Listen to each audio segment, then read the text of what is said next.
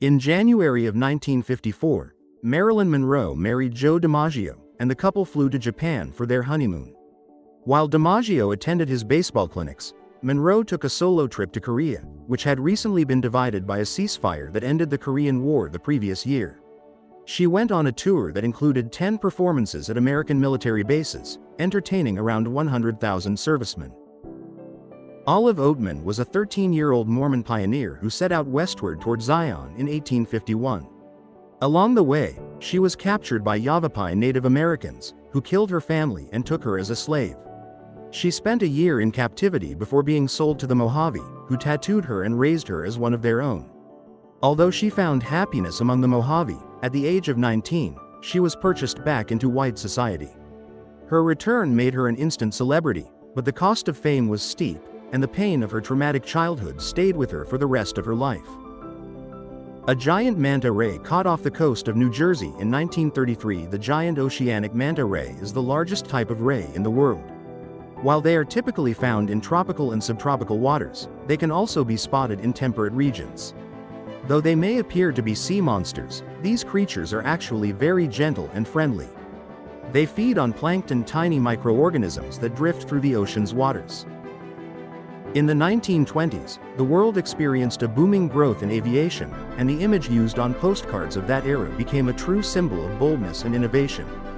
It captured an extreme moment: tennis played on the wing of an airplane flying at speeds of up to 60 miles per hour, about 100 kilometers per hour. This wasn't just a spectacle, it was a demonstration of how people at the time were eager to push the boundaries of what was possible. This was not a made-up story or mere advertising stunt. Playing tennis on the wing of an airplane was an actual practice. During the golden age of aviation in the 1920s, pilots and aviators, such as the famous American aviator and advertising character Bert Stevens, put on such dangerous yet thrilling shows. This eccentric sport became part of a cultural phenomenon designed to showcase the superiority of aviation technology at the time and the allure of new heights for civilian aviation. These performances often took place during aviation shows and promotional events, attracting both spectators and investors to the rapidly developing industry. The planes were typically open two-seat biplanes, and pilots performed daring maneuvers such as dives and advanced aerobatic stunts. Tennis, like other acrobatic tricks, served as a kind of attraction for the audience. One night, in 1951, Marilyn Monroe wore a red dress with a deep neckline to a party, and, of course, she was photographed in it. The following day, a sarcastic reporter commented that she looked cheap and vulgar and that she would have looked better in a potato sack. So, what did the marvelous Marilyn Monroe do? Instead of taking the remark to heart, she decided to do something truly extraordinary. She put on an actual potato sack and heels, and had herself photographed in it to teach the reporter a lesson. On December 10, 1943, students from James A. Garfield High School in Los Angeles began their shifts at an aircraft factory located within the school building.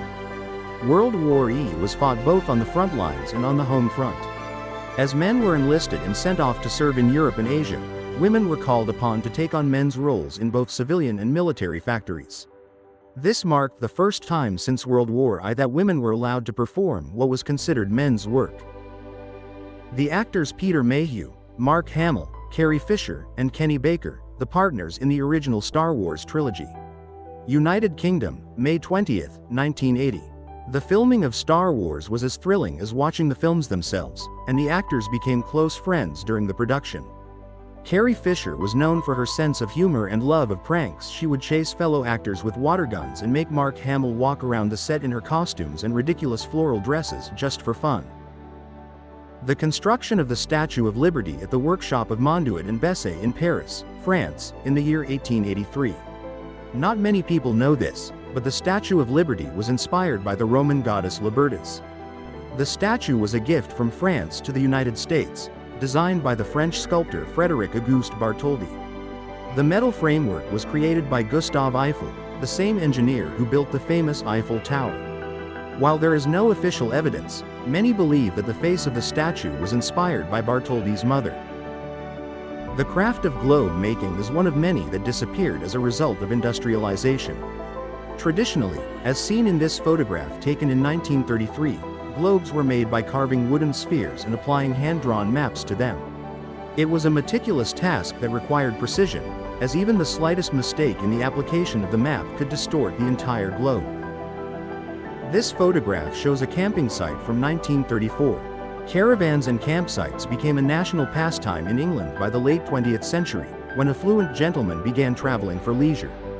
In 1907, a journalist named J. Harris Stone founded a club for enthusiasts of motorhome and trailer travel. 25 years later, road trips became more popular as more and more families started owning cars. Today, Stone's club boasts over 1 million members who visit 3,000 campsites across England. Dinosphere, a wheel with an electric drive capable of reaching speeds of up to 30 miles per hour, is being tested on the beach by J. A. Purves from Taunton, who invented the machine along with his son. Inspired by one of Leonardo da Vinci's sketches, Purves built the Dinosphere as a one-person vehicle. The first model featured a basic engine that pushed it forward, and the only way to steer was to lean to one side and tilt the wheel. Purves believed that his invention was the transportation of the future because it reduced driving to its simplest form. This photograph, taken in 1923, shows Claude Monet, the French Impressionist painter. Monet is standing in front of one of his large water lily canvases, which he created in the later years of his life in his garden in Giverny. In his time, Monet was a rebel. He founded the Impressionist movement, which focused on depicting reality as seen by the artist, rather than in a realistic manner. Unfortunately, in the final years of his life, Monet began to lose his eyesight, forcing him to paint only what he could still see. This photograph shows astronaut Neil Armstrong, commander of NASA's Apollo 11 spacecraft and the first person to set foot on the moon, celebrating his 39th birthday in the crew reception area of the Lunar Receiving Laboratory at the Manned Spacecraft Center in Houston, Texas, in 1969. The Apollo team members were national heroes, the first humans to walk on the moon. This took place during the height of the Cold War, and the mission's goal was to demonstrate to the world that the United States was the leading power on Earth. Although World War I was fought in Europe, the United States also faced its own challenges. With most young American men being drafted into the military, entire industries had to find replacements for the workers who had gone off to war. The solution was to hire women for jobs that were traditionally considered men's work, such as ice delivery. This was a time before modern refrigerators, and the only way to keep food cool and fresh was to place it along with large blocks of ice in what were known as iceboxes. Frida Kahlo was a Mexican artist from the early 20th century, known for her surrealistic self-portraits as well as her vibrant charisma. Kahlo challenged the norms of her time by wearing men's clothing and engaging in an open relationship with her husband, the artist Diego Rivera. During her lifetime, she often lived in the shadow of her much more successful husband, but today her unique style is finally receiving the attention it deserves. In this photograph, she is with her mother Matilda, her sister Christina, and other family members in 1926. Mid-20th century America was obsessed with the future. The country's post-war prosperity sparked optimism, and automobile companies were doing better than ever. Engineers and designers, focused on the future, competed to create the perfect vehicle for the modern American family. In this photograph, we see the 1947 General Motors Train of Tomorrow car. Today, the train embarks on tours of major cities across the United States, showcasing its innovation at national exhibitions. In 1968, in what was then Southern Rhodesia, now Zimbabwe, one of the most unusual and thrilling events in the history of sports took place. African runner Mathias Kandam, one of the fastest men of his time, pushed the very concept of what a human could achieve when competing against a machine to its limits. During training in Selukwe, he staged an extraordinary battle against a steam locomotive. Mathias Kandam was renowned for his incredible endurance and determination. His training sessions with the train became legendary, solidifying his place not only as a fast runner but also as a symbol of the strength of the human spirit and the pursuit of excellence. This unique story, which became popular in 1968, not only highlighted the achievements of the African athlete but also offered a new perspective on what a person could accomplish when willing to challenge the mechanical wonders of technology. The funeral of Vladimir Makovski, a moment of grief and power in Moscow, 1930 and 1930. Moscow witnessed a scene that would remain etched in history. The funeral of Vladimir Makovski, one of the most influential and controversial poets of the Soviet era. His tragic death by suicide on April 14, 1930, sent shockwaves through the artistic and intellectual community. Makovski, who had once been a revolutionary voice for the Bolshevik Revolution, had grown disillusioned with the regime he had supported, and his death marked the end of an era. The funeral itself was a dramatic spectacle. An enormous crowd of admirers, fellow artists, and intellectuals gathered to mourn the loss of a poet whose work had defined the Russian avant-garde. The images from that day are haunting, showing thousands of people lining the streets of Moscow, paying their final respects to a man who had once been both loved and feared by the Soviet state.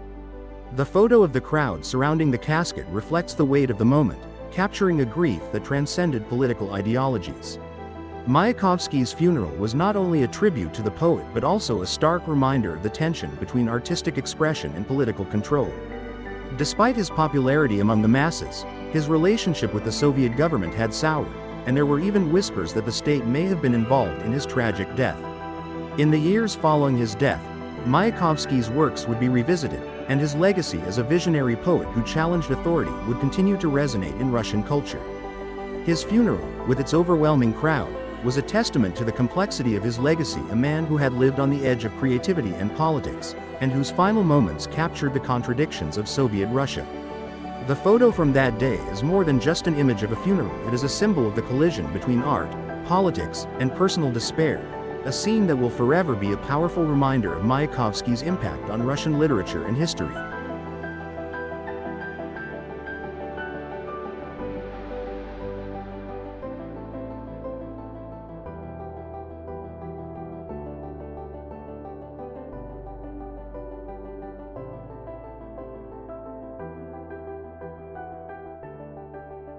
Dear friends, if you enjoyed the video, please support me by subscribing to the channel. Thank you for watching.